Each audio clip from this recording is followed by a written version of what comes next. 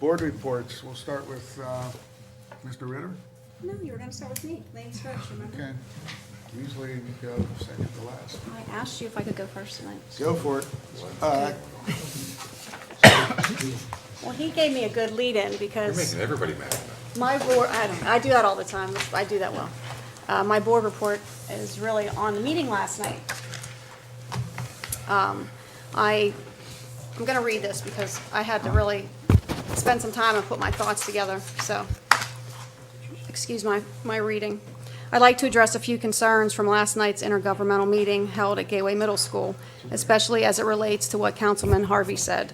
I want everyone to be very clear that the Monroeville Council's job is not to act as dictators or kings. They are not to say who can build what, when, or where, so long as they are conforming to the already established laws and zoning ordinances that Monroeville has already put in place. With that being said, School Board brought the idea of rezoning the Gateway Middle School property to the council after it was approved and recommended by Monroeville Council's own Planning Commission. Ron and company have stated that they will not approve because they are not sure who will buy the land. I find this troubling for several reasons, and I believe it is time I address them. First, we have seen this time and time again. Monroeville has gone against Planning Board's recommendations, against Zoning Board's recommendations, and against their own council's advice. This has ended with Monroeville being sued and often losing. For instance, there was a gentleman trying to open a banquet hall in Monroeville that council denied. They denied him despite the fact that everyone approved and recommended the development, after the gentleman had put a lot of his money into the development and architecture plans, and after he made changes to design based on the Planning Commission's recommendations.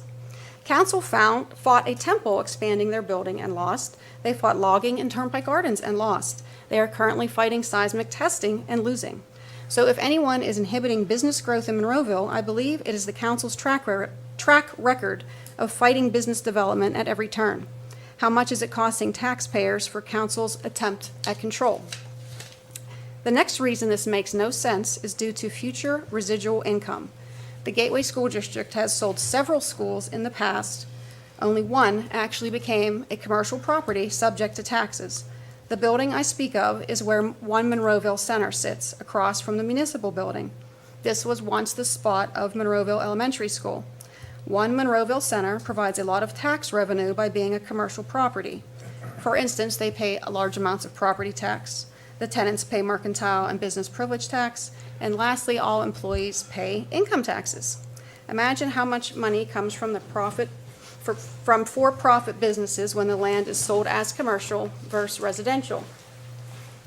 This also increases the sale value by an estimated 20%, which would also bring in more revenue for both Gateway and Monroeville, as stated last night by the 360 Group.